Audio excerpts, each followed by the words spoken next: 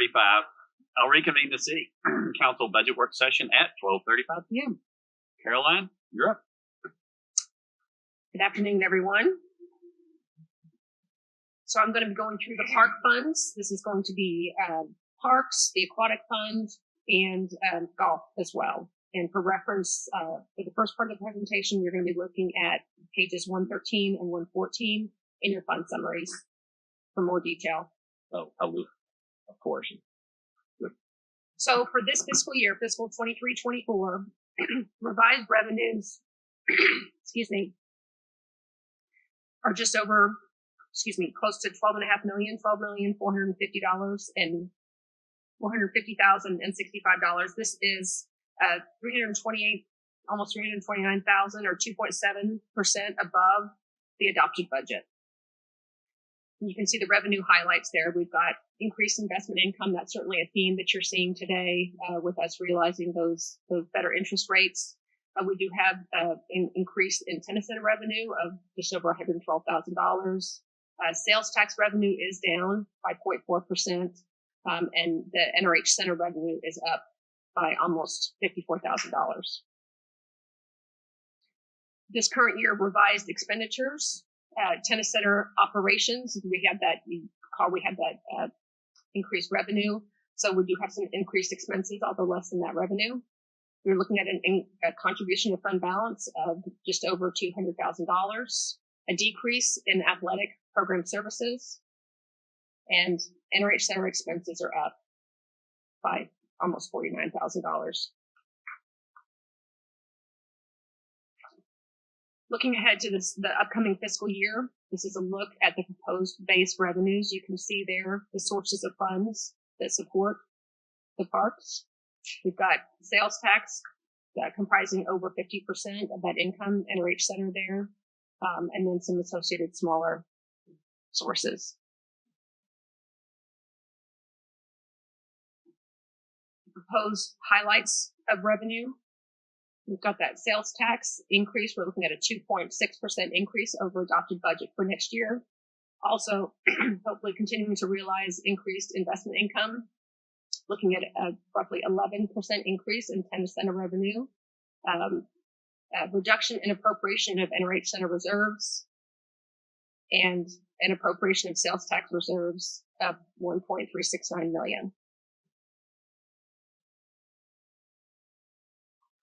Flipping over to expenditures, you can see the breakdown of the 9 major expense categories, the bulk of which is going to be the capital transfers. For fiscal 25, proposed expenditure highlights, we've got a decrease in debt service, an increase in capital project transfers, a reduction in contribution to fund balance, and a small reduction to athletic program services. As far as the additions to base for the Parks Fund, we're looking at, as we discussed earlier in other funds, a 2% range and a proposed 4% market adjustment at just over $160,000.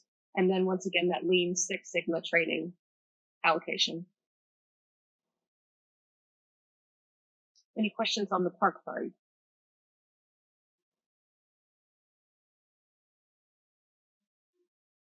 All right, let's go on to aquatics. So the aquatic fund can be found on page 128. So starting with revised revenues for this fiscal year, revised revenues, pardon me, lost my place, are 7.1% below the fiscal year 24 adopted budget. This is a decrease in admissions revenue based on current year-to-date collection trends. And along with that is a combined decrease in food and beverage and merchandise, and an increase in interest income based on current earnings. I did get some information from Adrienne on how things are performing through the end of July. She also shared that, in a typical year, NRH2O is closed for weather once, one typical operational day. This year, I believe it's 6. because of all that rain we received in May and June. So we're not performing as well as we had hoped, but they've had some pretty spectacular days. The drone show in the end of July, I believe, was the best attended day since 2016. So that's great news. Revised expenditures for fiscal 24 are 7.1% above the adopted budget. Got an increase in maintenance due to needed repairs and upkeep at the park. An increase in gift shop and concession costs due to increased activity and patron purchases. $85,000 increase in sales, special events, and admissions resulting from seasonal part-time salary hourly increases implemented during the year. And a $160,000 decrease in general services and utilities attributed to lower electricity costs and reduced credit card fees resulting from lower projected attendance. So looking ahead to this next fiscal year, the proposed revenues in the Aquatic Park Fund are almost $6.5 million. This is an increase of $331,000, almost $332,000, or 5.4% from the current adopted budget. Attendance and revenues at NRH 2O are forecast to exceed the average year, with total attendance estimated at 200,000 due to the replacement of the original Green Extreme attraction at the opening of the season. And while we're on that topic, I know we'll discuss CIP, but since I'm mentioning Green Extreme, we are looking to open bids on the Nitro Blast, which is the replacement, not this coming week, but the following week. We're looking at $288,000 in combined revenues from admissions, food and beverage, merchandise sales, and rentals based on forecasted revenue models. That's an increase, and a $40,000 increase in internet income based on investment earnings. For expenditures for the upcoming fiscal year, we're looking at an increase of 6.1%. That's almost a $51,000 decrease in general services and utilities due to lower projected credit card service fees. A $200,000 increase in public grounds and maintenance due to rising costs of repairs and maintenance for swimming pool surfaces. An increase in gift shop concessions due to the inclusion of higher seasonal part-time hourly salaries. An increase in debt service costs of almost $432,000. A $594,000 decrease in contribution to fund balance, and $175,000 to increase transfer to capitals for planned projects. And that is, and you'll see those in the proposed CIP, which we'll discuss a little bit later. So as far as adjustments to base, we're looking at a recovery of credit card processing fees of $75,000. And that's on the revenue side. And for expenses, we're looking at, once again, that 2% range and 4% increase, resulting in just over $30,000. And once again, the Lean Six Sigma training allocation. Any questions on aquatics? Okay, so on to Iron Horse Golf Course. So revenues for fiscal 24 are anticipated. We're not proposing an adjustment to be adopted. There are no significant changes. Same on the expense side. For the upcoming fiscal year, there's an anticipated increase of 4.8%. That's this is on the revenue side, just over $77,000 increase in green fees revenue due to increased twilight rounds, optimization of prime rate utilization through dynamic pricing, and addition of an in-house tee sheet booking software to eliminate partner rounds. $13,000 increase in pro shop due to merchandise sales trends. $22,000 increase to driving range revenues based on the sales trends and strong range membership programs. Almost $26,000 decrease to car revenue based on revenue trends and lower cart fee allocation in twilight rounds. And a $73,000 increase to food and beverage revenue due to increased rounds based on per player spend. On the expenditures, matching the revenues, we're looking at an increase of 4.8%. That can be allocated. We're looking at over $33,000 to pro shop staffing cost increases, $50,000 increase in golf carts due to new cart fleet, changes in payroll, and increased service levels, $32,000 increase in course maintenance due to payroll increases and focus on course improvements, $93,000 increase in general and administrative expenses due to payroll increases and accounting methodology and accounting for electric charges, and a decrease of $92,000 in contribution to fund balance planned for the coming year. So one stream of revenue I didn't see, and maybe it just shows up in one of the other line items. But what about lessons? Does that go right to the people that give them, or does it flow through? It does flow through, but there is a cost percentage that goes to the instructor directly. Okay. And where does that show up? It's not in green fees. Is it the driving range revenue? I'll need to double check because when we shifted to Kemper, we cleaned up a lot of the old structure of where different revenues were going because it wasn't as clear. And so I'll double check my detailed reports and let you know. Okay. And it's a smaller dollar amount.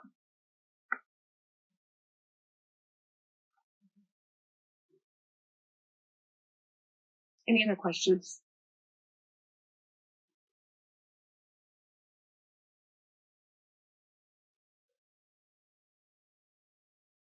Okay. Move on to utilities.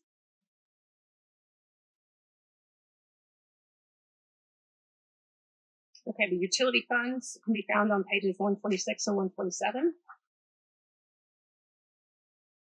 Looking at the current fiscal year, revised revenues, we've got an increase in interest income once again, a water settle up with TRA of $1.2 million, a sewer settle up with TRA of $178,000, and a reduction in appropriation to fund balance. And just as a reminder, we are wholesale water customers of TRA and Fort Worth. We get, I think the breakdown this year is 52% or 53% Fort Worth, with the remainder being TRA.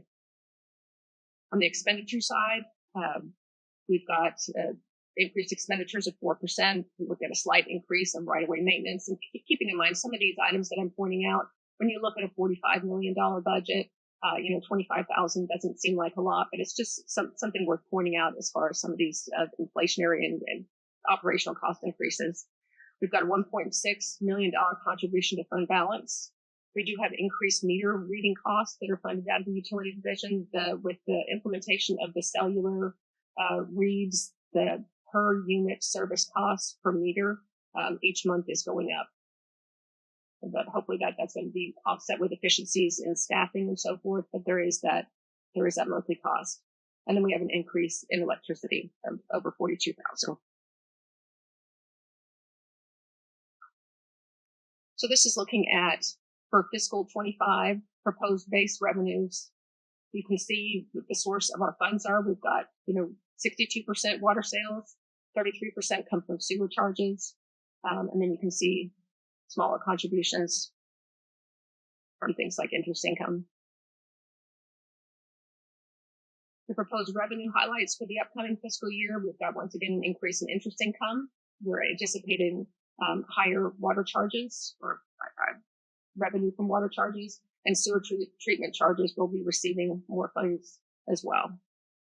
We're a total increase of 6.5%.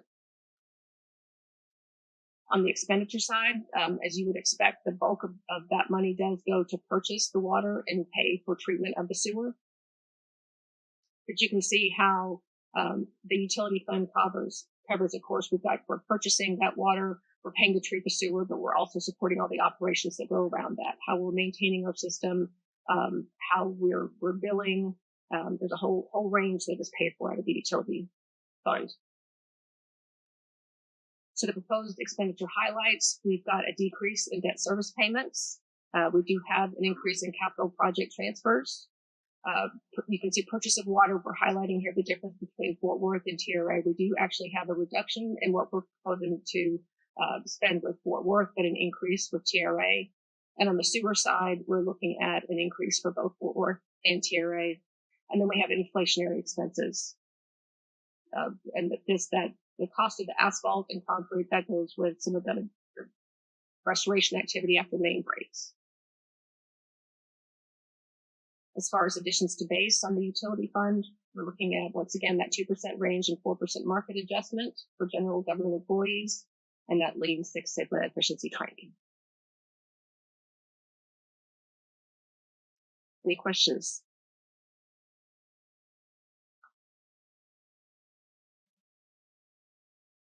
Okay, so on the drainage utility fund, this can be found on page 122, the fund summary. The drainage utility fund accounts for the monthly fee assessed to residents and businesses to pay for maintenance, upkeep, and improvements to the city's storm drain system. Each property's fee is proportionate to their stormwater contribution to the city's watersheds, and I believe most residential customers pay in the neighborhood of $5.50. The revised revenues for the current fiscal year are 4.2% above the adopted budget. This is a $75,000 increase in interest income based on cash on hand that is available for investing. Revised expenditures for the current fiscal year are also 4.2% higher than the adopted budget. We actually have a decrease on the Public Works Administration and Drainage Utility crew, and that's primarily due to health insurance cost reductions. We have an almost $81,000 increase in contribution to fund balance. For the proposed fiscal year, we're anticipating, once again, increased revenue from interest, and a slight increase in the drainage fees themselves, resulting in a 4.8% increase over adopted. On the expenditure side, we're anticipating a 3.5% increase in expenditures, reduced debt service, reduced capital project transfers, and an increase in contribution to fund balance. And once again, the adjustments to base, we're looking at that compensation adjustment, 2% range, 4% market, and the Lean Six Sigma efficiency training. Any questions on drainage utility?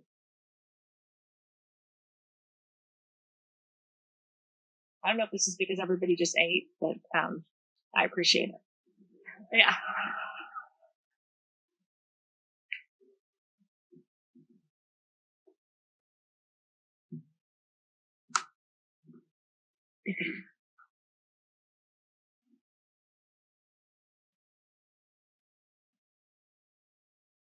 All right.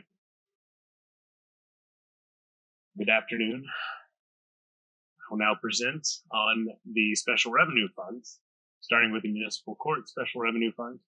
You can find the associated fund summary on page 117 of your executive summary books.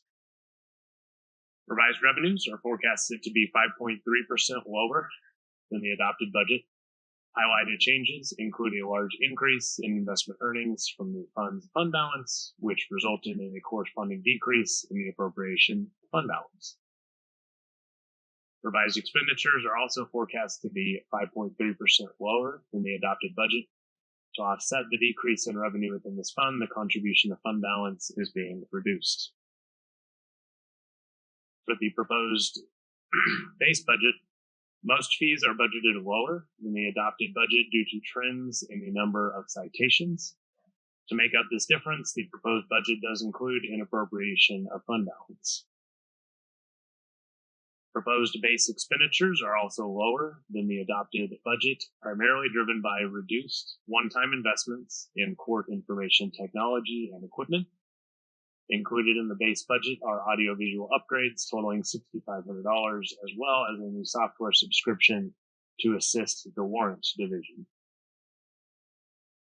Proposed additions to the base budget include compensation increases, as well as Lean Six Sigma training costs.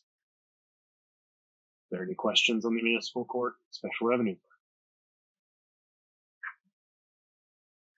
Up next is the Public Educational and Governmental Access Channels Fund, commonly referred to as the PEG Fund. Fund summary can be found on page 118. Revised revenues in the PEG fund are up 17% due to increased investment earnings.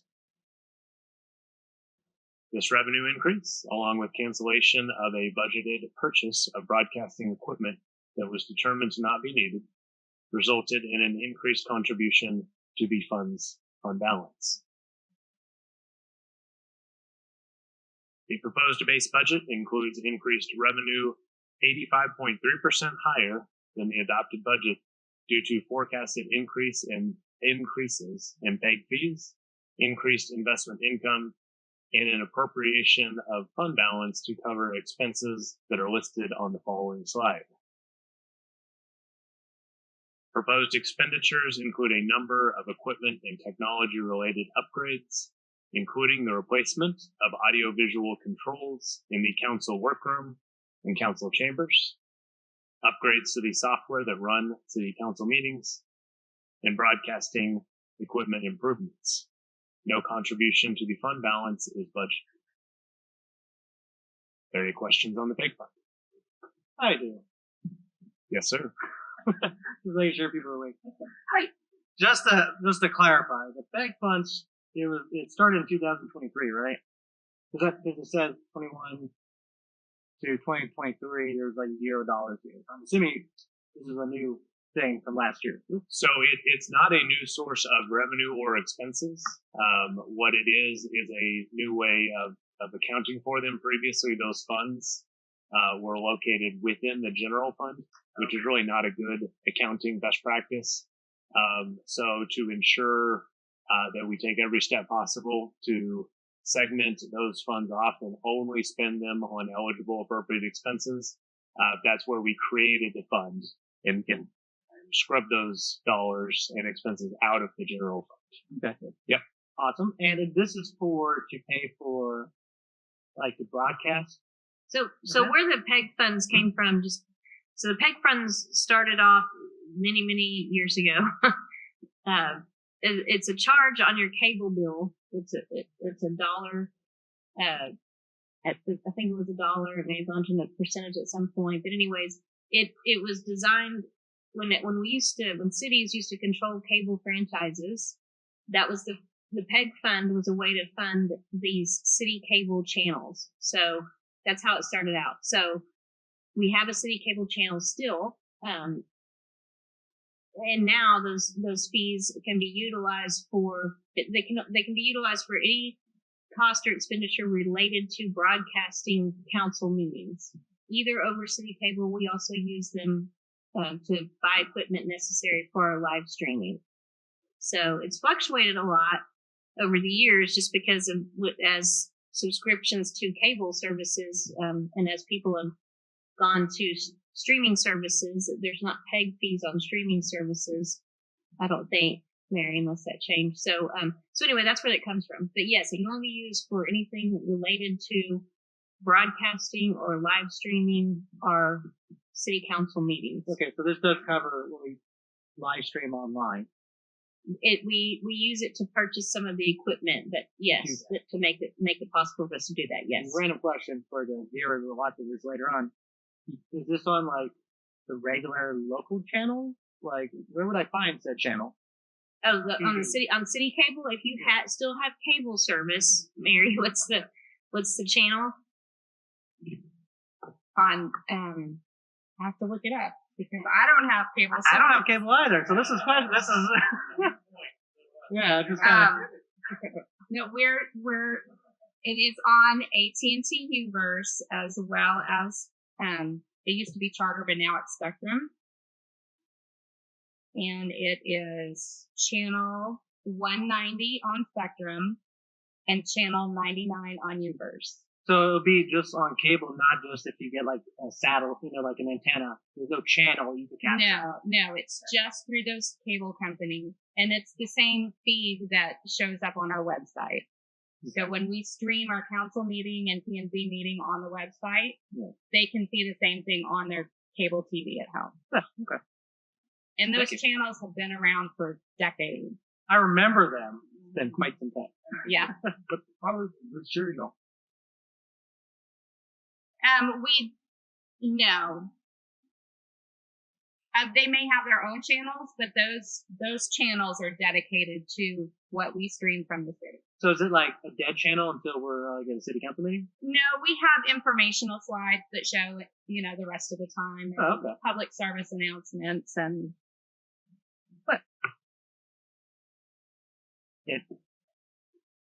Real quick, just so you know, on those channels, that's nationwide. It's 190 to 193 for public education government. So it's dedicated all over. So where I came from at the same time, back on the West Coast.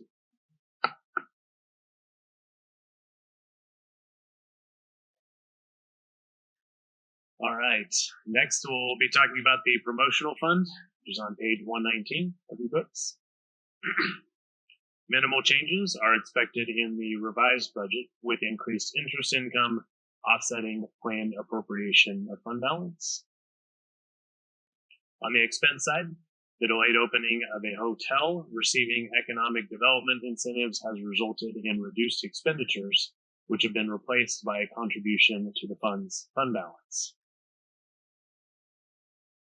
The proposed base budget includes increased hotel occupancy tax from the newly opened hotel, as well as increased investment income from the fund's fund balance. Proposed base expenditures are 11.4% lower than the adopted budget due to a decrease in the culture and leisure division. Public art replacement at traffic signals, which was funded last year, are not budgeted in the upcoming fiscal year, which results in this reduction. Promotional fund does include a proposed addition to base revenue due to the proposed creation of the short-term rental program, which would result in hot tax from those properties. Finally, proposed additions to base for expenditures include the creation of a restaurant award program mentioned previously by the city manager, a compensation increase for the general government employees that are paid out of this fund, and Lean Six Sigma costs. Are there any questions on the promotional? The restaurant reward program, is that something that'll be paid out just based on usage, or that's a hard cost? Correct. it is paid out on usage, but I'll let Craig. Yeah, we expect to have a future work session to give you more details, but the high level is that it's a 5% reward based upon the food service spend on the receipt, and that would include tax and the tip. So for simple math, the person would receive $5 back for every $100 combined spend. That $5 would come out of a promotional fund. So imagine that there would be a boost in taxable sales of $2 million off the $100,000 based on that 5%. Yeah. So I was just verifying. It's not like creating some program costs $100,000, but we're allocating $100,000 to be used for the program. We're allocating $100,000 for the rewards. There's $10,000. Half of that is for the actual software. The other half of that $10,000 is for promotional, like Facebook push ads to surrounding communities, what have you. So what happens when you run out of money? Because it's so successful. The program is scheduled to be a 3-month window. Okay. We've learned from other communities that have used this, in specific South Lake. We expect that to be about 3-month time frame. And so the opportunity will be that maybe not all $100,000 will be utilized by the third month. Council can determine if they want to extend the period. If we run out of money, we would then advertise that the money's running out unless council were to make a decision to authorize more funds. Non-operational funds from the promotional fund. You were talking about artwork near the stuff like that. We're talking about the electrical boxes. Those right there. So how much do we have allocated for that? Sorry. Adrian? So that was a one-time expense from the current fiscal year, so there's no additional allocation moving into the proposed year. Okay, understood. Because that's for like donations after that cover costs. Correct. Okay, correct.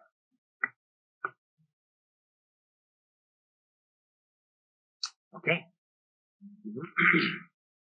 Up next, we will discuss the donations fund on page 120 of your books.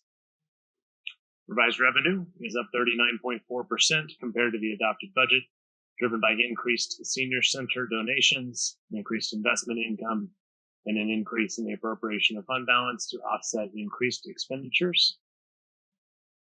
Revised expenditures are up 46.2% based on expenses within two programs.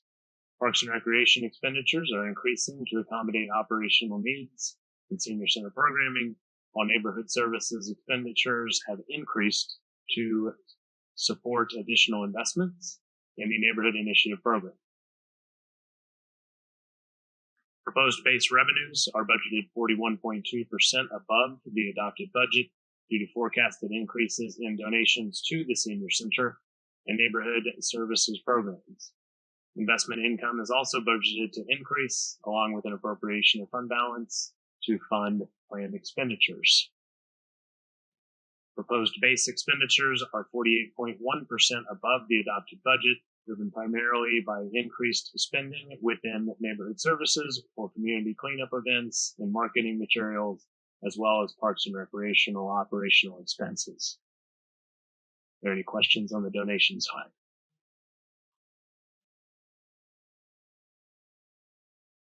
Next is the Special Investigations Fund, which can be found on page 121 of your books.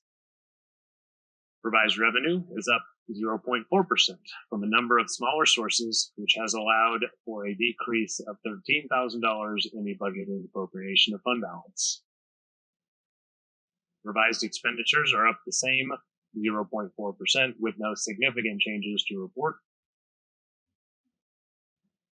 Proposed base revenues are 5.4% lower than the adopted budget due to a decrease in the appropriation of fund balance, as well as the elimination of shared services revenue for the APHIS fingerprinting software, which the police department no longer utilizes and no longer provides to other communities.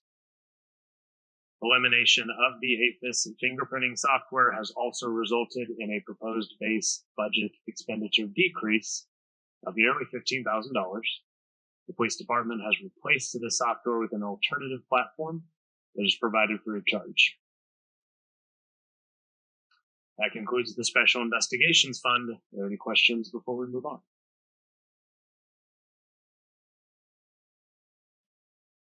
Up next is the Economic Development Fund, which can be found on page 123. Revised revenue is 8.4% higher than the adopted budget due to an increase in interest earnings from the fund's fund balance. Those increased interest earnings are contributing to the fund's fund balance, with no other expenditure changes of note. Proposed base revenues are budgeted 65.2% higher than the adopted budget, due largely to transfers of sales tax revenue from the General Fund and Parks Fund that are required to pay for sales tax incentives that are expensed from this fund. Those incentive payments fully account for the increase in proposed base expenditures within the Economic Development Fund and the proposed budget. Are there any questions on the Economic Development Fund?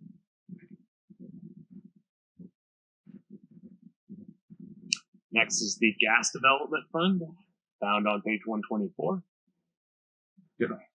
Revised revenue is down 26% compared to the adopted budget due to a decrease in gas royalty payments. This decrease is partially offset by higher than anticipated interest income earnings. The drop in revised revenue results in a corresponding decrease in the contribution to fund balance within the Gas Development Fund.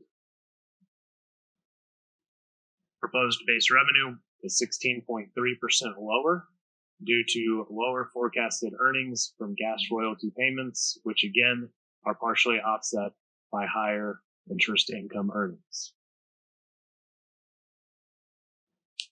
Compared to the adopted budget, the proposed base expenditure budget reduces planned contributions to fund balance by a corresponding 16.3%.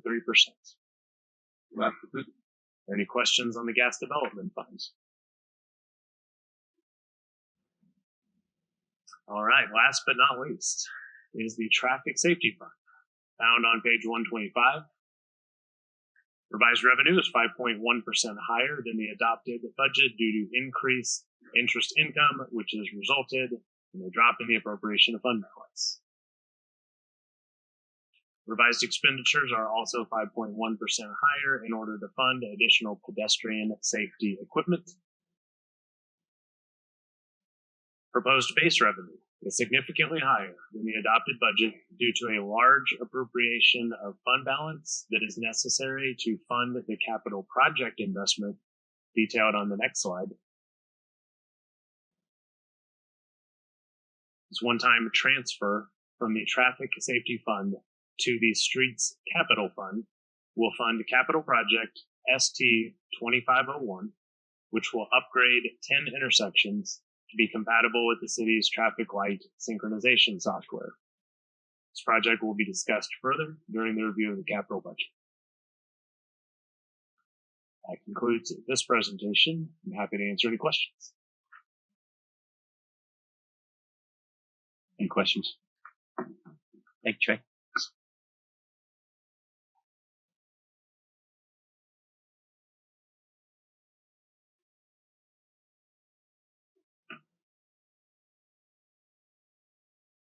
We are now going to go through the capital budget, and we'll start with the facilities department.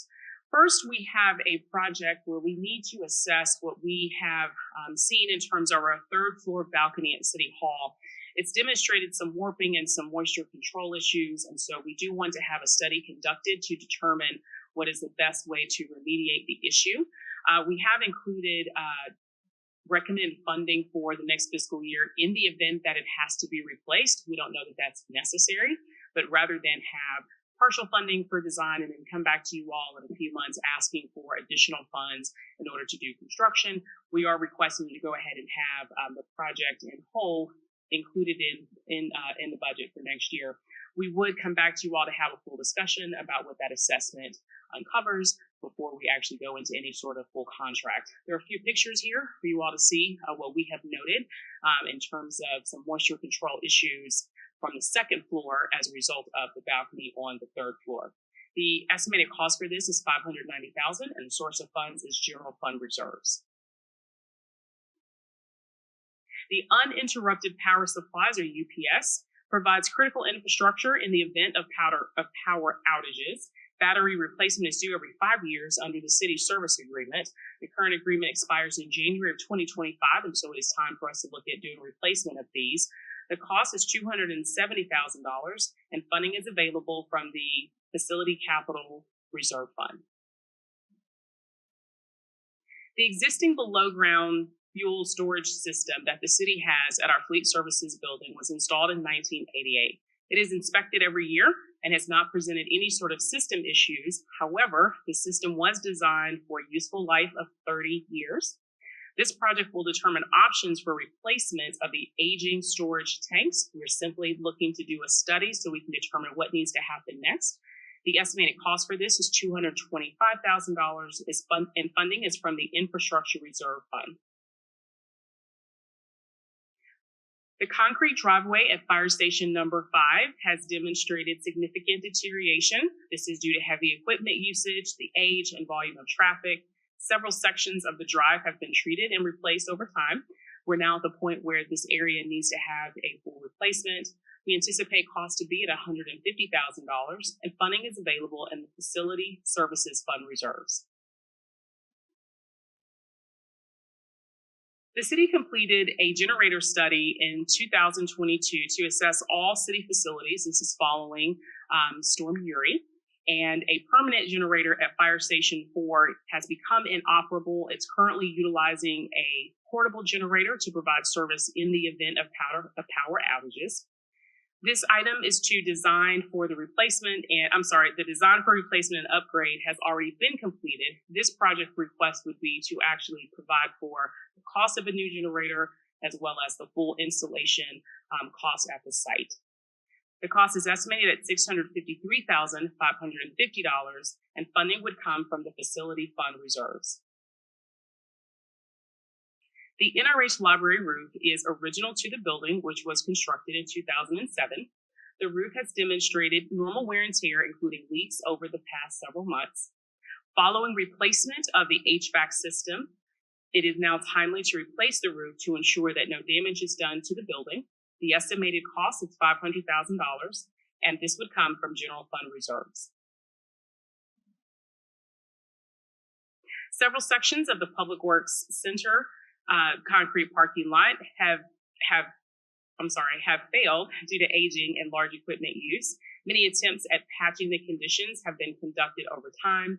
Replacement of this concrete area is now necessary to limit further deterioration. Estimated cost is at $50,000, and this cost would be split between the drainage and utility fund reserves. Again, the city completed the generator study in 2022. One of the other sites that was mentioned for replacement of a generator is for the Public Works Center. It currently is utilizing a portable generator.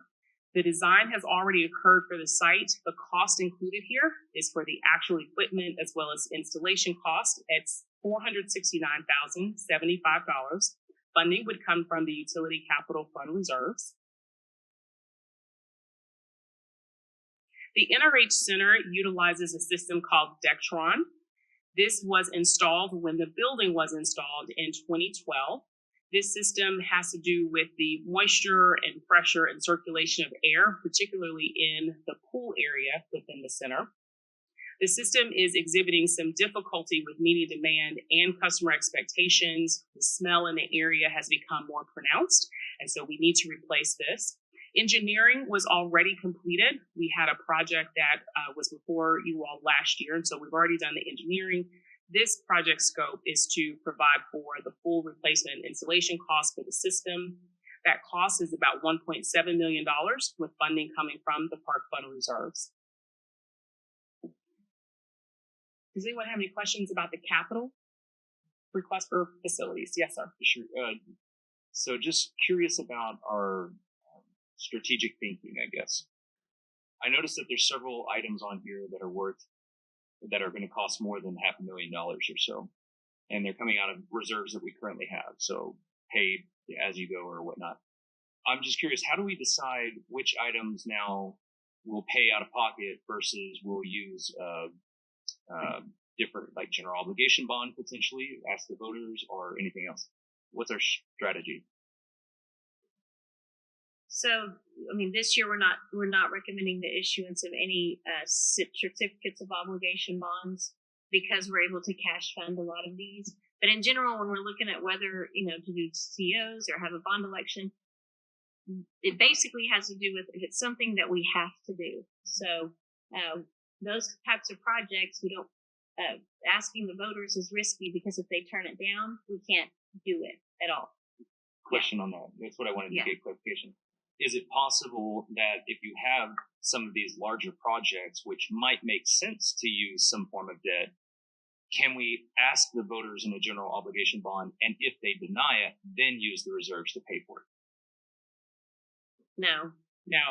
There is a, so the state is clear on that. If you ask the voters and they say no, it's a no. You don't have the opportunity to then use cash. So something like the roof on the library, $500,000, we would make the decision of, do we think voters would say, yeah, we think that's a worthwhile, issuance of debt, but maybe we don't think this other one is. I don't know. I'm not against, I just want to be clear. Like, I'm not against using it. I just think that we should ask voters more often. So I just want to make that position clear, at least from my perspective. So certain projects, I think it's worth asking because they probably would get funded by voters. Sure. We consider these to be everyday routine sort of items, and because we have the cash to pay for them, we did not want to recommend a council to do any sort of debt issuance because we're able to cash fund them, especially given interest earnings over time. And these are items that we know that we need to address sooner rather than later. The selling of bonds or even doing an election is quite timely and also costly to do. In the meantime, we need to get these roofs replaced. We've got to take care of these maintenance items. On some of these items, we take a risk, don't we? For instance, a roof. If the voters say no, and then the roof becomes further damage and collapses. Correct. So on the UPS, Yes. where do we house it? What does it keep up, and how long does it keep it up if we have a power interruption?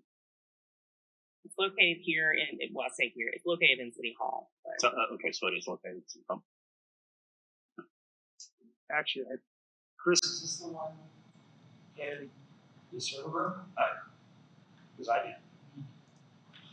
Chris, you have some microphone. Okay. Yeah. Yeah. I used to do that.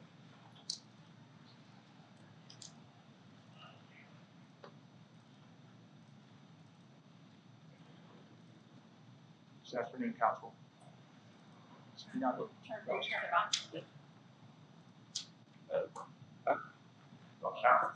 Yeah. Good afternoon, council. Yes, this UPS is our main UPS system. We actually have 4 UPSs. We have UPS A and B on the second floor of the main data room. We have UPS C and D on the third floor by dispatch. And this project will replace, I can't remember the exact number, but I want to say 136 drivers that are at the end of their 5-year service life, as well as we have a couple of single phase UPSs that are at their sunset as well. They receive their hours, and we'll replace some of those. Those are in our bio facilities that battery dispatch. So that's 4 of them, A, B, C, and D, right? And they all are specific to certain areas. Is the whole building under UPS, or do you have certain areas and plugs after you use all 4 of them? That's a great question. Critical infrastructure is only on UPS. Okay. So you have like in certain rooms like hot plugs versus ones that aren't. Okay. That's correct. Okay. How do you differentiate those? Because I haven't noticed. Okay. So an orange receptacle typically signifies the protected UPS circuit at State Hall or other buildings. Red receptacle represents a generator receptacle without UPS power, and a hierarchy of white or black represents regular normal building power, which is susceptible to encore power outages. The designs of City Hall, every receptacle is protected by generators. So if they have a small UPS box, what we call it underneath your desk, running a 5G, your machine or your device will be protected by that small UPS that may not be deemed critical infrastructure according to the definition, but it will. It's a clean power. Do that, yeah. So that. Okay. Thank you. Any other questions? Thanks. Actually, Follow up on my previous. If voters deny a general obligation bond, how long does that restrict you from making that expenditure? I believe it's 3 years. Yeah. Really quick, can they explain the Dectron lifespan? Is that just a filter system? Is that what it is? No, it is the actual HVAC unit that runs the indoor aquatics area. And when it was originally installed in we opened in 2012, so the construction happened in 2010, 2011. It was an off-the-shelf product at that time and not necessarily custom to the space that we have. Since that point in time, fast forward 12 years later, that industry has evolved to be able to really look at the space itself and then customize a unit that is most appropriate for the space to control the air quality as well as the water temperatures as well. And it also includes some efficiencies in terms of, electrical usage, things that are not currently exactly custom to the space now. And the general lifespan of the units in and of themselves is anywhere from 13 to 15 years. And so we're at that 13-year mark and have seen over the last 2.5 years increased expenses for just repair and maintenance. We're at our limit. So what's the shelf life for this new one that would be more custom to the area? It would still be between 15 and 18 years. Oh.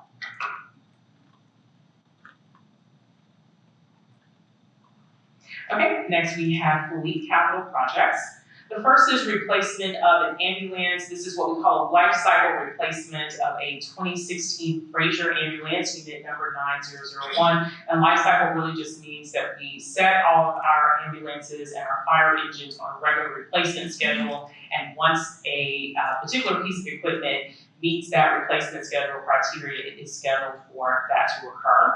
The cost includes the vehicle make ready, which are things like striping and the color and those sort of things, as well as the supplies on this particular device in order to make it ready to treat patients. The total cost is $479,125, and funding is coming from the Fleet Fund reserves.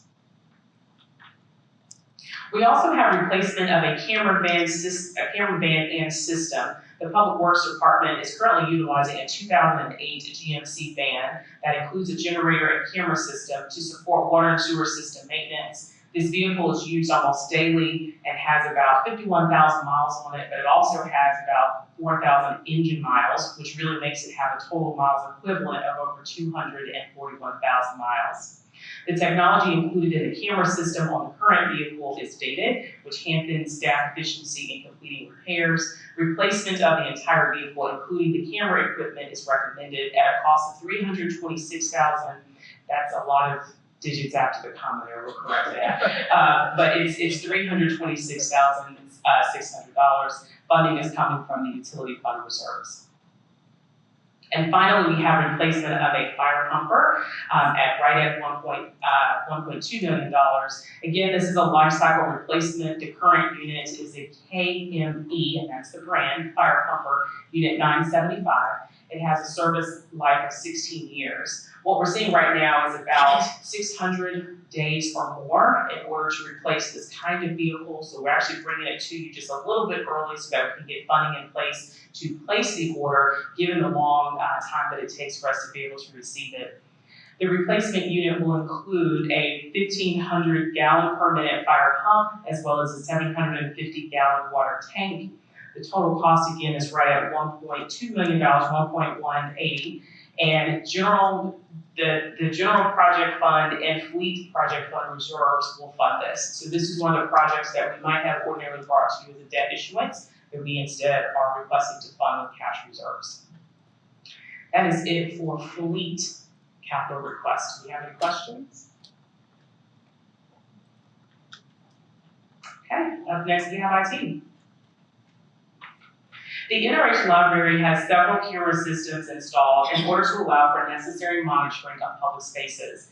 Additional cameras are needed to address emerging needs included in the children area and others. This project will expand coverage over both floors of the building and 14 total cameras to be incorporated into the existing security system. The total cost is just under $30,000, and funding would come from the Infrastructure Reserve Fund.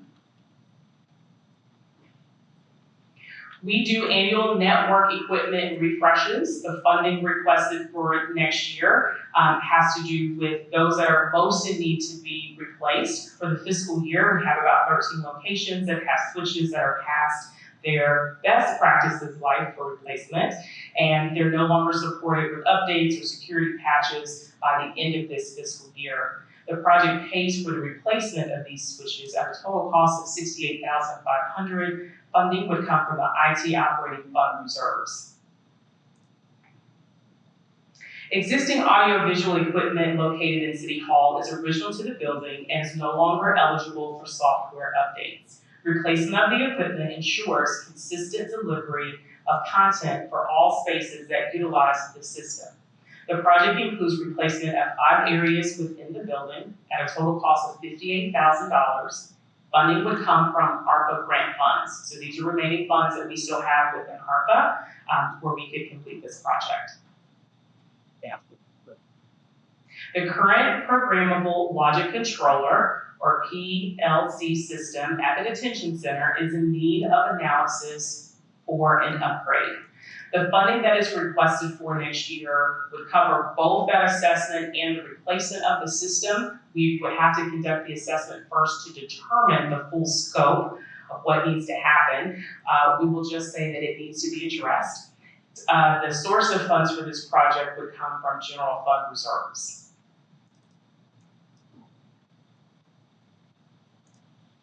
For our public meeting broadcast equipment, we recognize that the equipment that is used to support our broadcasting, as we just discussed earlier, has experienced a lot of maintenance and support inconsistencies over the last couple of years. Replacement of the system to a more reliable option is necessary.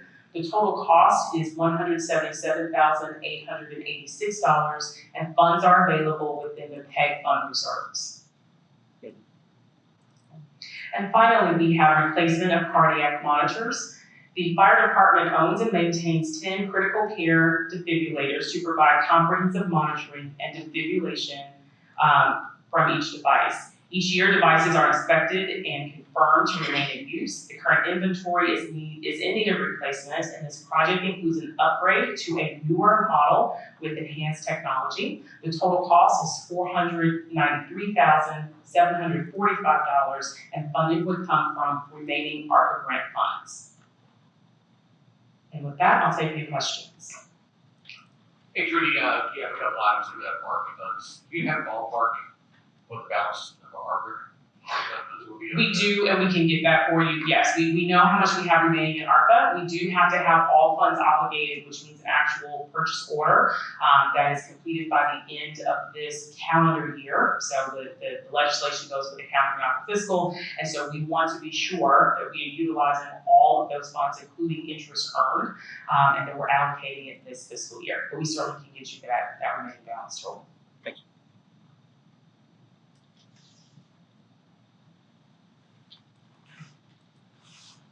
Thank you. Okay, so moving on to street traffic capital projects. For this next fiscal year, we're proposing 3 new projects for a total of just over $4.3 million. The first one is the preventive street maintenance, which has been discussed at a $4 million price tag. And we're looking here at just what those maintenance techniques are going to be. Just a reminder, what's going to happen next with preventive street maintenance is we will be setting up a meeting with the CIP committee to make recommendations based on the pavement assessment program. So I don't know exactly, in years past we were able to say, exactly how many streets are going to be overlaid and so forth. We still need to meet with that CIP committee to determine what the scope is going to be. The next project, this is an annual project, the sidewalk rehabilitation and replacement project. This is just kind of before and after. We have a cost sharing program where residents are able to reach out and the city will split the cost of sidewalk repair for things like heaving and settling. And then the third project, Chase had mentioned it earlier, this is going to be paid for out of the traffic safety fund. This is our transportation management project. We started this, I believe, back in fiscal year 20. It was the first year we did it, where we are installing and upgrading the equipment in our traffic signal cabinets. I think our inventory right now is about 64 signalized intersections that we're responsible for. That includes almost all of TxDOT signals, with the exception of the Vortex is theirs, and I believe the signal at Route Snow and 820 is theirs also, and at Holiday. In any case, so we have retrofitted all of these signal cabinets with the new equipment, and we're anticipating by the end of the current fiscal year, we'll have almost 50 of the city's 64 signalized intersections up and running with this new program. You can see here what we're tentatively looking at doing with next year's funding if it's approved, and you can see a screenshot there of what we're able to log in and see at each of those locations. And this is where it was a real game changer for us. It made it safer for our employees. It was a time saver. We get notices when there are issues there. And I think more important than just the technical handling of the intersection and troubleshooting, we also get traffic counts, volumetric data, and behavioral information. So the system can let us know if, how many drivers are showing up after that red clearance, and we can make some of those changes. So it's really something we're pretty excited about. And then just taking this opportunity, it's not a proposed new project, but just an update on our 2020 street bond. And what you're seeing here is comparing July of 23 with July of 24. So where we are now versus a year ago, we're sitting at 11 complete projects. We've got 5 projects currently in construction, 4 in pre-construction, 3 in design, and 5 remaining projects that we're going to be kicking off in this next year. But we're certainly making good progress. Any questions on the proposed street projects? Hey, Carolyn, on that red light, can you explain just a little bit more? I think you said that you can tell based on this new software, based, I don't want to say red light runners, but it's basically people that run a red light. Is that correct?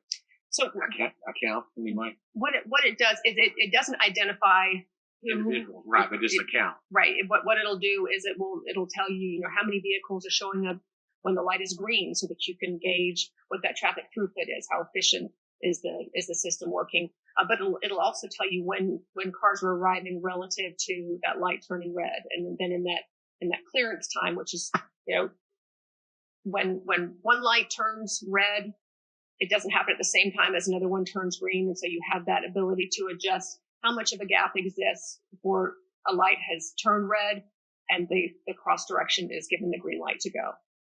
That makes sense. Yeah, but it also counts the number of folks that go through either yellow or red. Is that right? That's correct. Okay. Is that shared everybody with the PD to see, hey, maybe we need to increase patrols over on a certain area or anything? We have good communication with PD. I don't know if we've gotten into the specific metrics on that. And one of the important things here is it's not capturing the data and saying, oh, that's it. The system can make those adjustments to address that. So if it's a chronic condition, it's something that we probably need to address with that signal timing, and obviously also let PD know.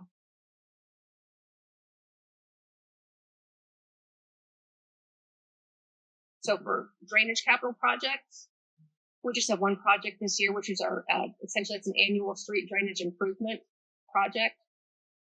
And this is just an example of what that handles. We've got, 250 centerline miles of streets in the city.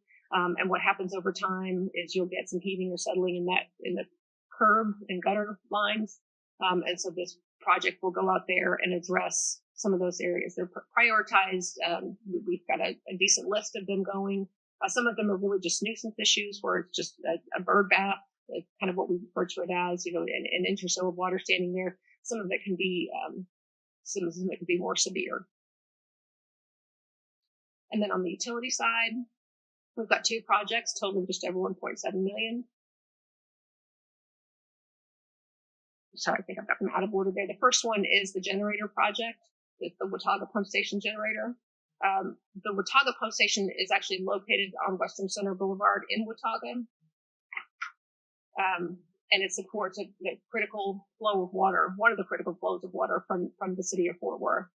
And the reason for this, and of course the reason we're showing the picture there with all the ice on it, is following Winter Storm Uri, the state required that all water utilities make accommodations so that in the event of an extended power outage, we could still supply water at minimum pressure to all customers.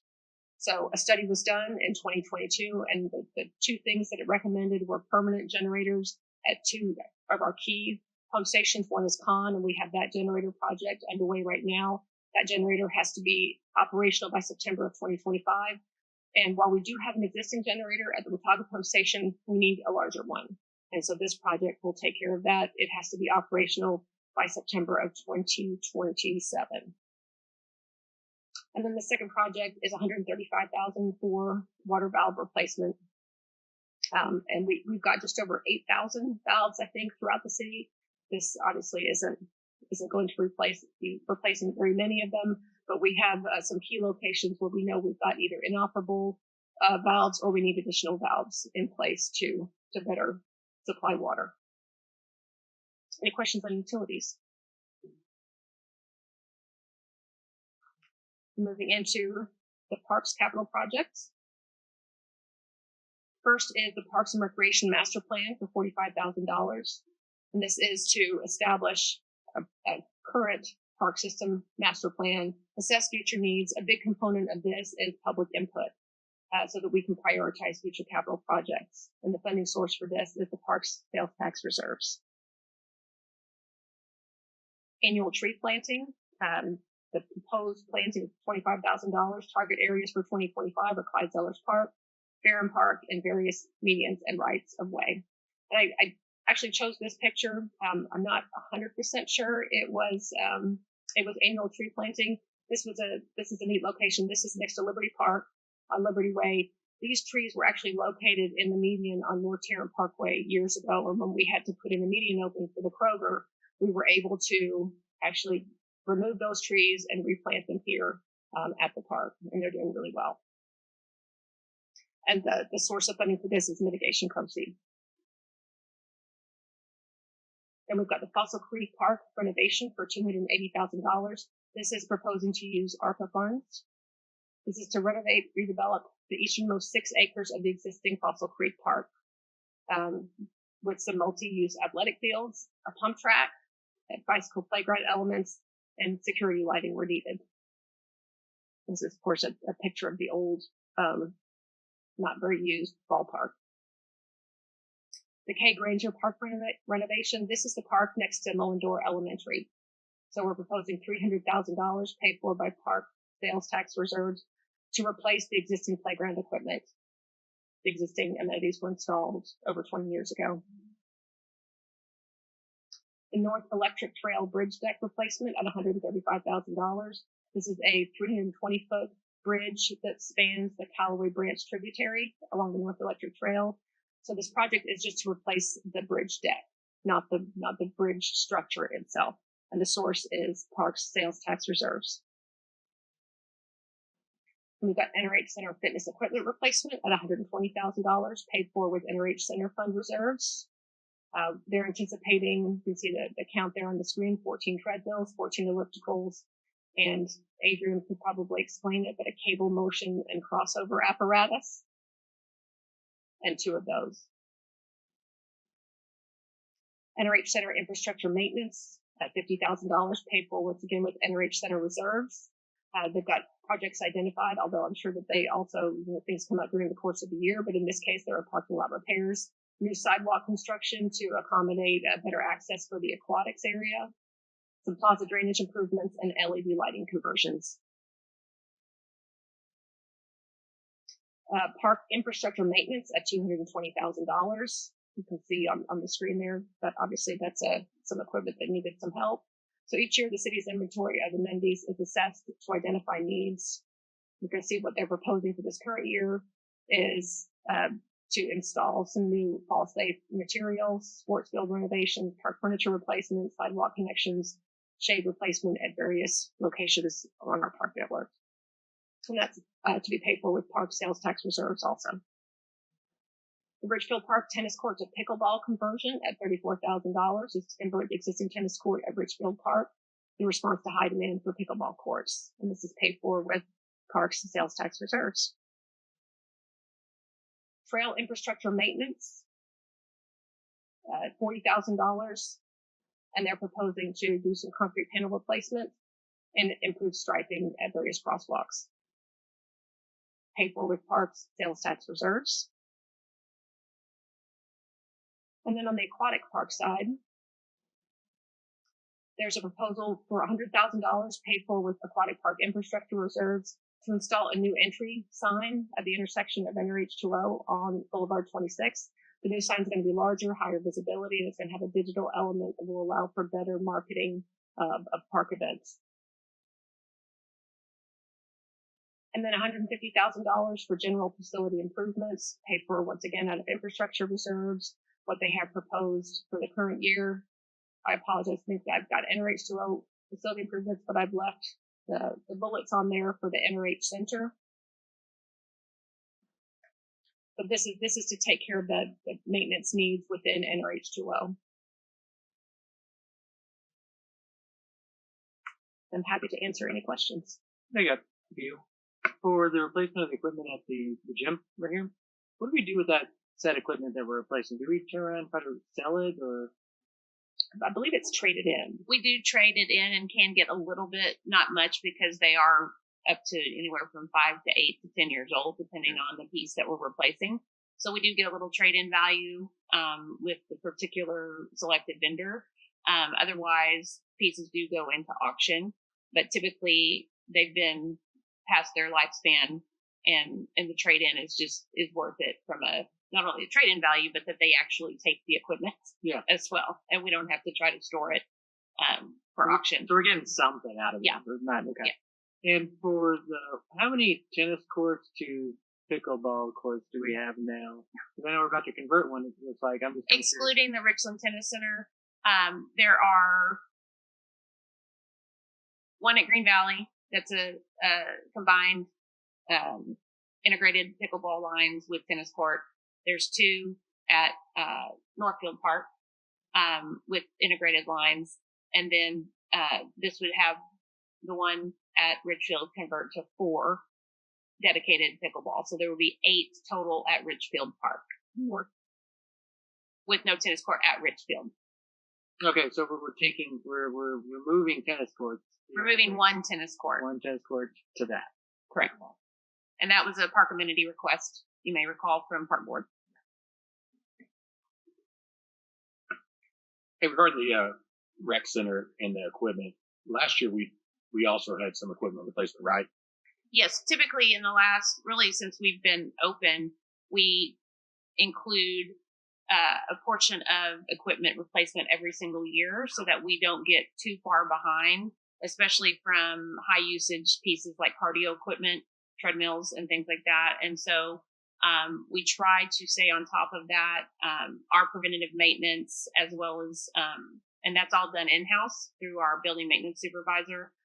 So the preventative maintenance allows us to kind of push some equipment out further, but then we get to a point where either parts are unavailable, the technology on the equipment has evolved to the point of not being able to be replaced, and then that's when we integrate that equipment replacement plan. So we're tracking all of that. We're tracking maintenance, we're tracking usage, and hours is really what usage means in cardio pieces, and then determine what pieces should be part of that replacement plan.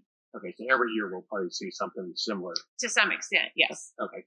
And then can you talk a little bit more about that sign, like $100,000 for a sign for the NRH 2.0 sign? That particular sign that's in place now has been there for almost 30 years since the park opened, and it's an opportunity to update so that we can have more of a digital presence along 26 versus just the static it almost looks more like a park entry sign currently than it does a entertainment venue. I would assume with Peppa Pig coming, you'd be able to have some, people drive by and be able to. Yes, it really kind of sections that area a little bit differently from a family entertainment element. Great, thank you. So I'll say this: I'm seeing the certificate obligations on here for the streets and sidewalk stuff, right? There's $3 million on the COs. I believe that's reserves. So the city issued $5 million in COs in 2023, but we did not allocate to spend it all at one time. At the time of issuing the COs, the goal was to double the amount of preventative street maintenance per year. So instead of $1 million, it became $2 million. So a portion of that $5 million was allocated every year. Rather than making that a 5-year commitment, we're escalating that to appropriate more of that money in this next fiscal year so that we can get more projects done faster rather than stretching out the full 5 years. So the original source is from COs, but we're not asking to issue new COs. So okay, so these are from olds that are already out there. Yes. Okay, good. So I had consternation there.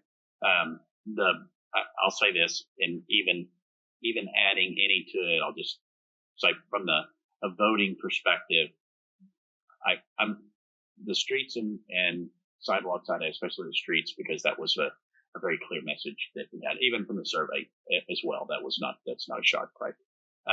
Using them for that, I would have consternation using them for anything else other than something like that. So anyway, just want to make the comment. And I believe, Trudy, is it 1 out of the 4 that is COs? Am I imagining that? Sorry, it is 3 out of the 4 Okay. that is from the COs. So $1 million is still coming as a transfer from the general fund to make that annual commitment out of our general fund revenues in order to support streets. And the other 3 is coming from that previously issued COs.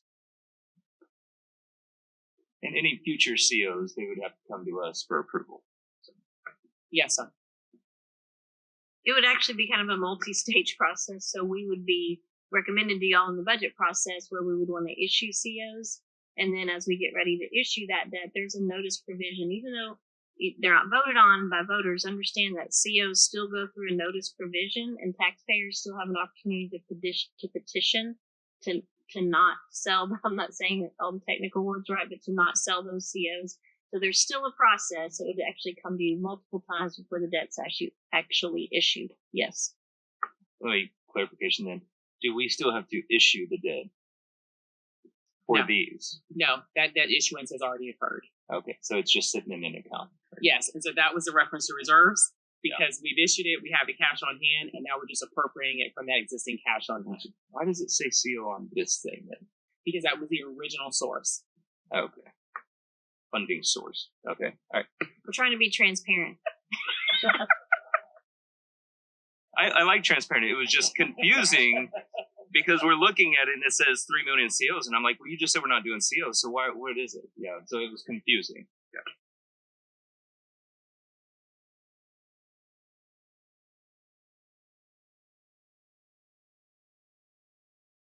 For fiscal year 2025, our debt service fund is comprised of the following.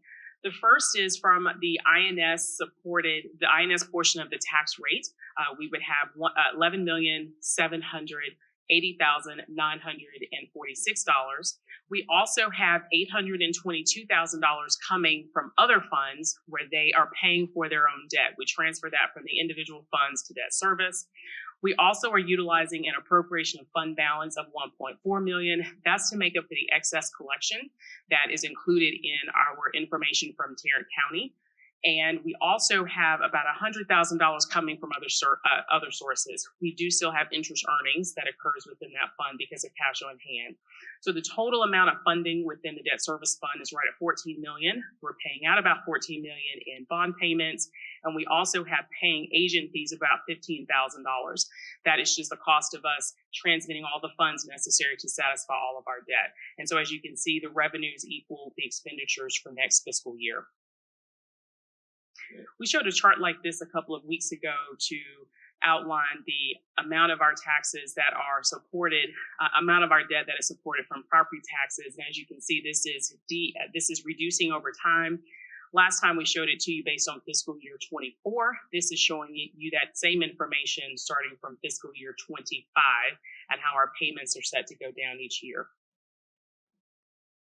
Of our total outstanding debt that is supported from property taxes, we have 58% from general obligation bonds that were approved from taxpayers and 42% that is from COs. COs were issued within our existing tax rate. The total amount of outstanding debt that is tax supported is $129,685,000. When we overlay our existing tax supported debt with also our debt that is coming from other funds, this is what those reductions in payments look like over time. Again, starting in fiscal year 25, you can see how they go down each year. The inverse happens when we look at our debt capacity. So the blue area shows our tax payment. The green area shows the difference between if we were to maintain the current year's tax payment over the next few years, how much more debt we could issue. This slide is showing that to you in dollar amounts.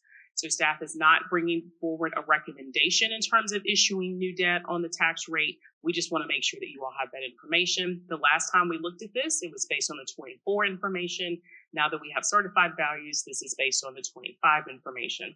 Again, this assumes that we don't have growth in value. This is keeping our value flat, but looking at the difference in tax payment each year. We've discussed the fact that replacement of the Green Extreme is an existing project that is authorized by City Council. The total cost for that for the construction portion was estimated right at $5.4 million. We are going to receive the final cost for bids on the project on August the 6th. Based on that information, we'll know the final amount of the project cost. Anything that's exceeding the $5.4 million, we are not asking council to issue debt to make up that difference. We have included in the proposed budget for next year to utilize existing reserves in order to make up that distance. Right now, we're estimating that to be at $1.5 million. We'll know more once we get in those bids. We will bring forward to you all the initial steps to issue this debt. Again, it was previously authorized in the budget. We have not issued this debt. So we will bring an item forward to you. It will take about 90 or so days for the process to be completed. The first step would be on September the 9th. And we would anticipate receiving our proceeds in early December based on how long it takes to walk through the process. The annual debt payments would be made from the NRH 2.0 fund, and that payment an estimated payment has already been included in the 25 proposed budget. So this is simply following through on the previous authorization for an item that would be funded through NRH 2.0. The projects are actually due on August 13th, not August 6th. We had that extension after communication with some potential vendors, so we want to give that opportunity to sharpen pencils and make sure that we get as many as we can of qualified proposals. Happy to answer any questions. Any questions? That's working. Thank you. Thank you. So we'll recess into a break. We're quite a bit ahead now, which is great. So it is almost. All right, we'll recess at 1:57 and let's reconvene at 2:15. I'll reconvene the City Council budget work session at 2:17. Okay, so real quick, just a couple things that we need to probably think about. How we're going to handle legal services going forward. I think we have an idea. I think we'd also want to look at the tiered merit system that Blake had brought up, and then tax rate consensus. We'll need to do that. One other thing is, I know that we did this, and maybe this is my lack of understanding. But on the school board, we had a recommended size of funds, our reserves. And so, and that was kind of where we were supposed to stay most of the time. I know they're not there right this minute, but, over at the school board. But, I think that's something that maybe come back to us at some point and kind of explain where we are with the funds and what we keep in them. And then maybe we recommend the size of each one based on some logic and reasoning to say this should be here because, and then we'd say, oh, let's stick to this. It seems like we're pulling from lots of reserves right this minute and having an understanding where we are ins and outs. I think it would be helpful for all of us. So anyway, and a policy kind of to go with them. So with that, Paulette, I think you're on. Okay, so yes, we like I mentioned earlier today that we will be next studying all of that and coming back to you with recommendations on what our reserve level should be in each fund. Yeah. Again, we follow the generally accepted principles of that in each of the funds. However, there are some additional considerations that we want the council to consider in setting a minimum level. It may set the minimum levels higher than recommended, and it's only for our own protection. So yes, we will work on that and bring that back to the council. But the other things, like the mayor said, as far as notes I made on direction that we need moving forward in this budget process is if you would like to, if there's a consensus on moving forward with kind of a tiered merit system, we can take a look at that and put that into play. In the budget. Again, that would just apply to general government employees, not to civil service employees. We do need a direction on legal services, and so any questions, discussion you want to have on that, we just need a direction, one, on whether you would want to stay with in-house legal services department or contract out with a firm again, like we did prior. And if you do want to contract out, do you want to look at an agreement with our current firm that's serving as the interim city attorney?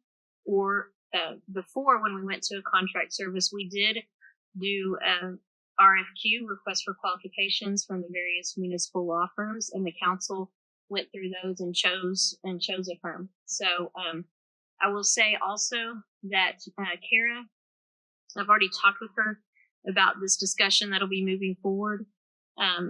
I also let her know that all of you let me know when we had Bradley come to the meeting a couple months ago that you were very impressed. You'll see Bradley start to come to our meetings just because Kara, a partner in their firm, has retired, and so she's having to take on some other cities, and Bradley has capacity. So that's an option also moving forward with that firm. So those are things to consider as we get into that discussion. And it is important that we have a tax rate consensus today because you will be voting on the proposed rate on the 12th, and we will have to post the required notices for that. So as you enter into that discussion, remember that once you set a proposed tax rate, you can go to it with a rate lower than that rate, but you can't go with a rate higher than that rate. So those are just some things to consider. So with that, where do you want to start? Let's knock off the legal services first. I know Ricky said something, and Kelvin, maybe you do as well. What are some thoughts on what do y'all want to do? I'm more for. Well, I got a few questions. Maybe this will kind of into what I was going at. If you have the top of your head, let me know. If not, it's okay. How much were we paying for in-house counsel? What was their paycheck every month when they were working as NRH employees? Well, can we go with total annual outlay versus total annual? Yeah. Okay. I mean, there was a total budget for legal services, which Trudy, do you have that information handy? Which you got to remember that included the prosecutor that we've now moved back to municipal court. So that funded the city attorney plus the assistant city attorney, Thomas, who's in the room today, and also the prosecutor. Thomas, as you should know, he submitted his resignation letter yesterday. He is going to be taking a position with Dallas County in their legal services office, and his last day with the city will be August 29th. So that's got an opportunity to let you all know that. He knew I was going to tell y'all today, so he's not shocked. But I thought he was studying to be a pilot. Yeah, he likes planes. He has a lot of planes in his office. Not actual planes, but model planes. But anyway, I don't know, Trudy, did that give you time to pull up the numbers? So close. So close. I'm maybe I'm more thinking, even if you have an idea without pulling it, are we pretty much a draw on cost? So like we showed in the fund summary below the line, we estimate that going to a contract legal service versus having our own in-house will save us about $100,000 in the general fund. And what that's based on is paying the full time, so salary, benefits, and everything of those positions, and then also factoring in that we wouldn't use as many hours if we go to a firm. So they charge by the hour. Yeah. And so we wouldn't use as many hours as our attorneys were working. And in that, we can say that because we took the opportunity when we knew this would be a question of the council. We've done a detailed analysis of the work time and work efforts spent of the city attorney and assistant city attorney. And then we also had discussions with Kara, or current interim city attorney, about that confirmed that our bill right now with them is not as high as it would be because Thomas, as our assistant city attorney, has still been taking on a bulk of the workload in terms of review of items, as particularly contracts, agreements, ordinances, all those types of things. So understand that that's why we estimate it'll be $100,000 savings, but also there will be less attorney time used in review. And so for the two positions, including training and all the things that come with having full-time employees, medical, health insurance, so on and so forth, it's about $525,000. And that's in between one or two or three attorneys? Two total positions, the city attorney and the assistant city attorney. So it does not include the prosecutor position. How much was that again? I'm sorry. $525,000. So around $262,000 a year for lawyer. That's all inclusive. Yeah. So it's not just salary. Salary benefits, but yeah. Okay. Do we have an idea of what an internal city attorney would cost if we went to market, like on a competitive market-based salary? What does that look like? we anticipate that would easily be 240 or so in salary. That the market is 240 for one, and then you want to have the second one still as well if we did internal. Yes, that would be our recommendation, but the assistant city attorney would be a lower salary. It's a less experienced position, 150. probably around the 150 to 175 range. Well, that was going to be my next question. I understand market-wise, if you get a law firm, are we looking at like for cities around us or the county? No, we look at so when we did our market comparison on the city attorney position before, we looked at cities across Texas again that have city attorneys that have in-house, not contract-based, and that have a similar kind of service scope as our city does. Yeah. Population and all of that. You're still saying like 240 would be the. Mm-hmm. To get an experienced attorney, yes, what you want. You don't want your city attorney to be someone with a low level of experience. Well, I agree. I just know for a fact that, like for the county, they got many lawyers. They're very experienced, and they're nowhere near 260. So that's why I'm kind of confused. Unless the money's in the city level. Well, I'd have to look at what attorneys you're comparing that to. If it's the DA's office, that's a whole different market approach. I don't in Tarrant County there may be a county attorney that works full time. That would be more the comparable position to the city attorney. Yeah. Does that make sense? Yeah. Do we? I guess one of the advantages I feel like we have when we contract is the expertise. Like you can get the attorney who deals with this particular subject matter easier than just having kind of a general practitioner overall. I also have concerns about just making sure there's a good wall of separation when it comes to the attorney. Based on previous experience. And so that kind of makes me feel a lot more better about having them out of the house versus right down the corner from people working in the city. Nothing about what's happening now, just previous experience. And so, I don't know. And then also I feel like there's probably a lot more analysis that needs to happen here than just kind of randomly throwing out some numbers, trying to grab it real quick before we make a decision like that. So, perhaps we just kind of hang out where we're at and see how it goes for a little bit. Okay. That's just, I think, a suggestion. Well, go ahead. Sorry.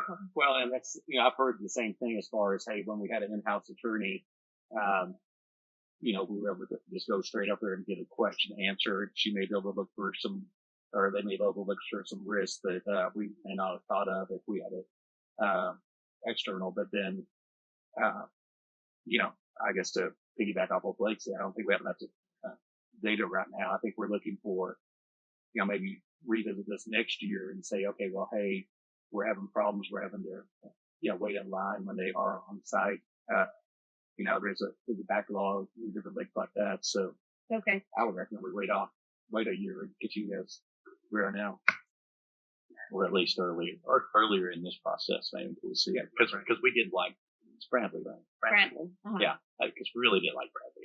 I thought he did so really nice here's job. some things we can do. We do have some in-depth kind of data related to the position that we can bring back to you all in work session format to kind of talk through and discuss as we make the decision. If you would like to stick with TOS for another year, we probably do need to update the agreement to reflect that, because right now they're just serving as an interim city attorney. So we can do that, and in the meantime, we can bring you all back the analysis. What is in the budget right now is the level for the legal services department with a full-time city attorney and full-time assistant city attorney. So that's covered, is what I'm saying, and the legal costs would come from that budgeted area as we move forward in the fiscal year. Does that make sense? Okay. Yes. Yeah, I would agree with Calvin to just stay where we're at. So that way, and I like Bradley a lot. So we'll see what it looks like next year or so. See if there's any issues in the next year. And then to answer your question, yes, that is one of the pros of having a contract firm, Blake, is that you do have access to all the attorneys in the firm who have various levels of expertise. He brought his book with him too. It's Robert's Rules. So no, I'm just kidding. Yeah, I just want to reiterate. It just gets down to a philosophy of what you think is best for your organization on that, and I think we need to wait and process this through, see how it works, because there's an argument for both sides, and like Blake said, the expertise level, but then the other flip side, in-house, it's kind of like get more bang for the buck. You gotta have somebody that's there that you can go to. So it just comes down to a philosophy and what are we willing to spend? If it is more costly to contract out, it may not be within the philosophy more costly. It's what we want, something. So I think I agree with everyone here that we just need to sit on it, marinate with it, see how it goes, and then I agree. Okay, in the meantime, I will work with Kara to bring an updated agreement back for a year. Sorry. Is it possible to also get some input from staff on what they believe works better for staff? I'm sure the turnaround time on getting answers and resolving issues is quicker having in-house. But is there a possibility to get some input from staff and what the delays are in getting an opinion or getting an answer when they have to worry about a contract attorney versus in-house. So anyway, I'd like to get some input from staff.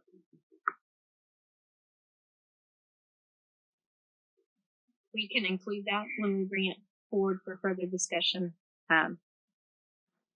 In general,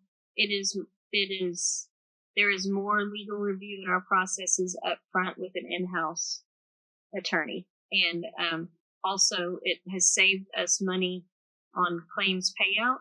I think prior to an in-house attorney, our average legal claims payout was $90,000 a year. The year before last, we paid out $3,000, and last year we paid out $0. And that's a benefit of having early legal review, but also having our attorneys involved in kind of our risk management process. And when we pay those legal claims out, making sure that we go back and fix whatever issues might have existed that caused us to have to pay out that claim. So there's some other things like that. And I'll just, in full disclosure, when we went to an in-house city attorney, I was one of the folks on staff that wasn't sure that's what we should do. In every city I've worked in, we've had a contract attorney, but larger cities do have in-house attorneys for the most part. I feel like having had the year's experience with an in-house attorney, it was a better experience, and not just better in terms of being able to go right down the hall, but in terms of having that upfront legal review, making sure we were covered on all issues, and from having the attorney present at meetings like a strategic planning session or this budget session. I know Thomas is here today, but in the future, if we have a contract attorney, they won't be present at these because we don't want to pay 8 hours worth of legal fees for them to sit in the room. So, and the benefit of that is it's because they hear what's important to the council, who are ultimately their bosses. And so it's not just the city manager going back and relaying information or us asking after the fact. It's hearing the goals and the priorities of the council and being able to interject that as we look at ordinances and other things moving forward.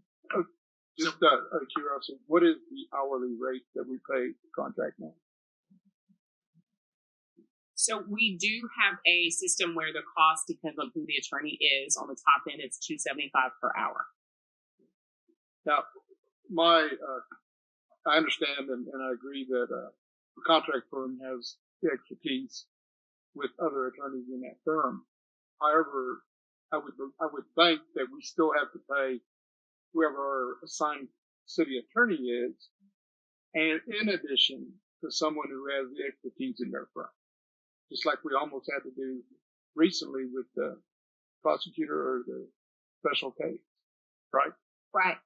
You pay an hourly rate per whatever attorney you're using. So yes, the city attorney, whoever acts as the city attorney with the firm, would get paid their hourly rate for the hours they put in. But then if we're using someone else, let's say on an HR issue or something like that, that attorney gets paid their hourly rate, and they bill us by the hour. So they will submit to us a monthly bill, and it will reflect a detailed billing with what those hourly charges are, what the service was, all of that. Yeah. So the information you're going to provide back is going to be not just the financial piece, but also kind of that intangible piece. It's the stuff about the claims, the risk, all that kind of stuff. Right? Yeah, what I'm calling the non-monetary kind of considerations. Yes. Yeah. You got enough? Okay. Next item. How does it feel about coming back with a tiered merit? So I agree on that. I think that if you have, like, for example, the 4%, Patrick, you may split that out. You have your high performers. They may get 6%, and somebody else, you've got 3 people, and then the other person, gets, 2% because, you've given that extra 2% to somebody else. So that seems to make sense, in a corporate world. I don't know necessarily in a municipal world, but, you do pay the top performers a little bit more. I'd like to see that tiered. I'm not necessarily saying I'm for it or against it at this point, having been, that was my job to do that, to figure salaries with using the same system. And, I want to see the pros and cons of a tiered, and if there's any, research on how are employees affected by that. Does that make sense? Yeah, because we didn't do that. We didn't do that in the school business. Because we couldn't. We couldn't. Yes, and, it makes sense. And there's constant. a lot of research out there. Right, and I'd like to see that. I've never The different types of tiered systems. What the success rate is, and employee reception, things like that. Because I think there is some merit. There is some merit in rewarding your top employees. But is there also cons in doing when you do that? Because we get a salary because this is the job I want you to do, and I expect you to do this job. And did you meet that job? And did you do it? And then you only get this. So I'd like to kind of see some pros and cons on that too, just to kind of engage a little bit better, since I've never had to deal with that in setting salaries.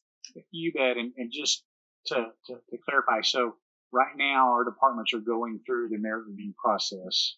So they've already started that process. So we're looking at for 2025. Okay, great. Okay, yeah. Thank you. Yeah, I'm for the merit system.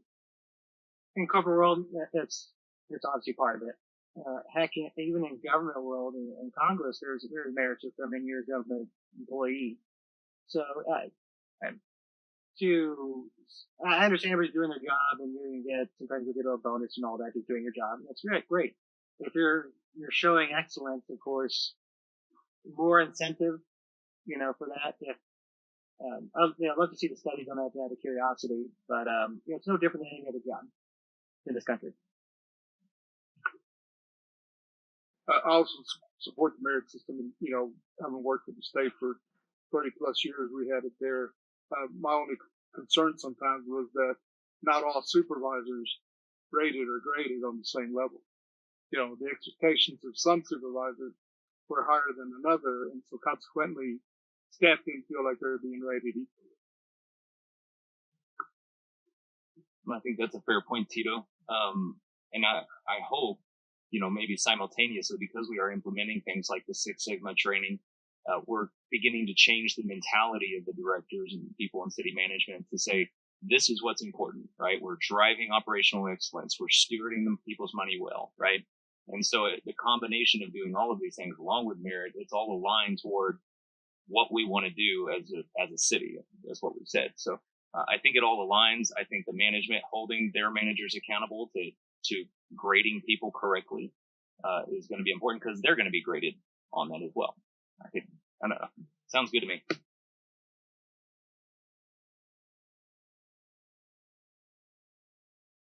All right. Would you like to do the tax rate consensus conversation? Just to say, so as a reminder, the rate that is included in the budget and the preliminary rate is what is the current rate in the adopted budget. It is ever so slightly less than the no new revenue rate. Just some points to consider is that Trudy presented the voter approval rate. If a rate is adopted above that rate, it triggers an automatic election where the voters could decide. And if they deny that rate, I'm not saying y'all are going to do this, but if they deny that rate, it goes back to the no new revenue rate. So, and then again, with the caveat that whatever you set as the proposed rate, you can't go higher than that, but you could go lower than that on the adopted rate. Does that make sense? So we do the no new revenue rate. If you decide to go lower than that. As a proposed rate, yes. Right. Or you could do voter approval rate, but still come in with an adopted rate. But just know that also changes what we're required to put in the proposed tax rate notices, proposed tax rate vote notices. So. Okay, I got this creative thinking here really quick, right? So, yeah, I think it's interesting that if you ask for a voter approval rate, like you go 1.001 over it, it puts a vote out there to people saying, hey, do you want to approve this? And if they do, then it's the people deciding that they want to fund the government at a higher level, which would give the government a greater capacity to do things. If they don't, then the win is a no new revenue rate. So just kind of an interesting thought to say, hey, if you want to ask the people, are they okay with raising it, and let them decide, just it's out there. Other than that, at least from a political perspective, being below the no new revenue rate seems to be the thing to do for all the entities around us. Keller, Southlake, Tarrant County, that's the argument that's being made is we're going to be below no new revenue. So I don't know. I think it makes sense, aligned with our city goals, that we drive efficiency through this process of restricting of I can't remember what the terminology is, but you drive efficiency through withholding things, but that forces you to find those to cut those things that don't need to happen. So it probably makes sense for us to stick with that.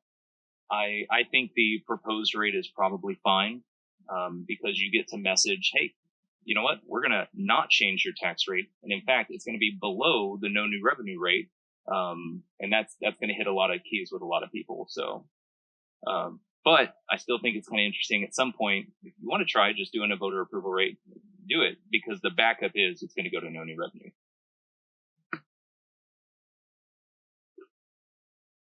Yeah. So, with all this proposed, this could be done with the below no new revenue rate. Is that correct? Thank you. Yeah, that sounds good to me.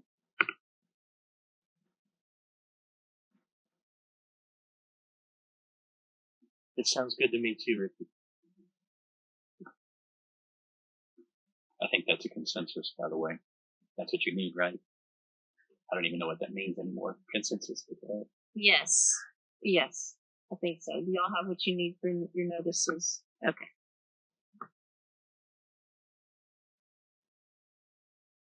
Anything else you'd like to share, or do we want to move on to Chase? Yeah, I don't think I have anything that we needed to get direction before we leave today. So it's just if the council has any other questions or things that they would like to discuss before Chase fills us in on the remaining calendar dates. You know, while Chase is walking up there, I just want to say what an amazing job staff has done in the time between when we set our strategic goals and mission to now, and really you guys taking hold of the goals that we gave you and implementing them across the board on these budgets, and showing how well over the past several years we've done with stewarding well the city's money, investing it properly so that we can have those reserves to fund projects and not have to go to taxpayers and say, hey, we need more money so we can keep providing the type of city you appreciate. I just want to let staff know you guys have done a great job and to get us where we are right now. I want to throw one on really quick. Whoever did the fingerprint thing, that's who I'm talking about, like that kind of mindset. Like, why are we paying for this? You can get it for free. Just look for those things. Perfect. Anyone else? Chase?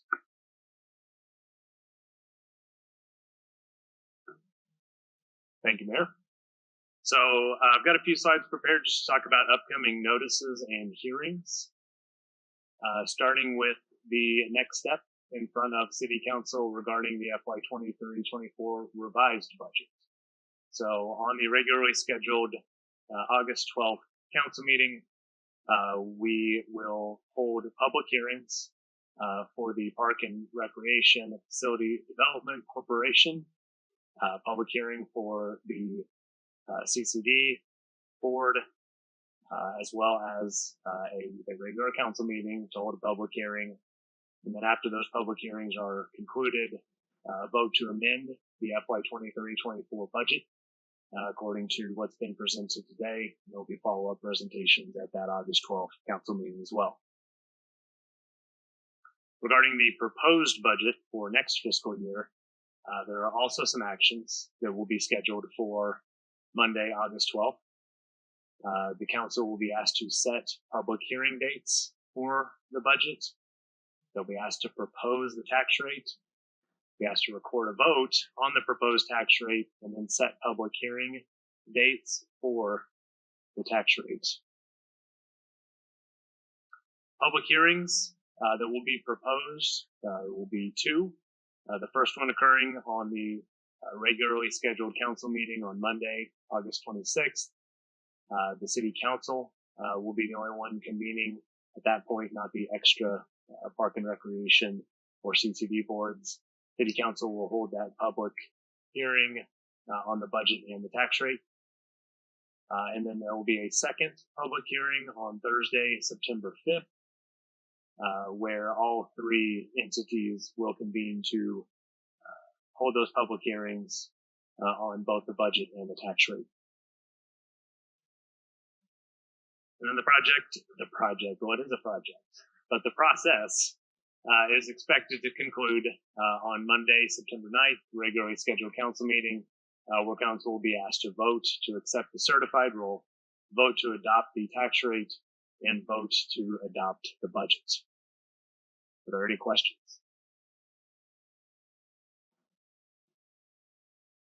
Okay, thank you. Now we're moving to public comments. There's an opportunity for citizens to address the city council on matters which are scheduled on this agenda for consideration by the city council, but not scheduled as a public hearing. To address the city council during public comments, public meeting appearance card must be completed and presented to the city secretary prior to the start of the work session of the meeting. Do you have anyone? No, ma'am. No. With that, the city council budget session is adjourned at 2:48.